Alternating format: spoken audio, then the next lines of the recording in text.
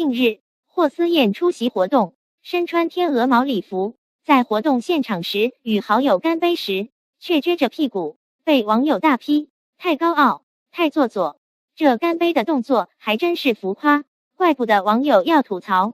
不过这天鹅毛礼服是个什么鬼？太辣眼睛了吧，丝毫 get 不到美点啊，宛如一只炸了毛的白色火烈鸟。话说女明星似乎真的很是偏爱这种羽毛礼服，下面小编就给大家找到一些穿过羽毛元素礼服的女星，不过这效果嘛，就仁者见仁，智者见智了。唐嫣很是能驾驭这种风格的礼服呢，白色礼服优雅轻盈，女人味十足，黑色礼服则端庄大方。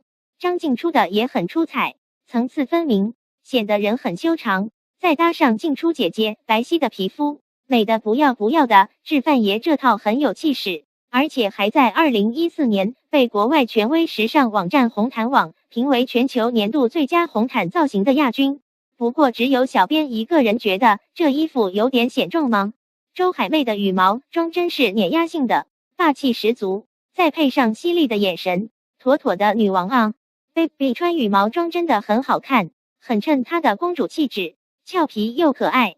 胡杏儿这个可以算是灾难了吧，一股子村土气息扑面而来，整个人显得又黑又胖。一袭灰色礼服的章子怡优雅知性，不过羽毛装饰在这里真的很累赘，像抱着一个草垛有木有。小巧的周公子穿上羽毛装既清纯又灵动。嘉玲姐姐这身蓝色羽毛裙在35届香港金像奖不知碾压了多少小花旦，贵气十足。小仙女热巴真的是美的冒泡浪，一袭羽毛装飘逸动人，身材比例 real 好，抹胸白色短裙配上杂乱稀疏的羽毛，好像红毛丹啊。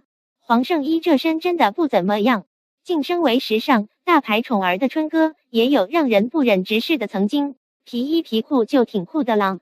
为什么要加一个羽毛裙子？混搭的新时尚，还是习惯这样的你呀？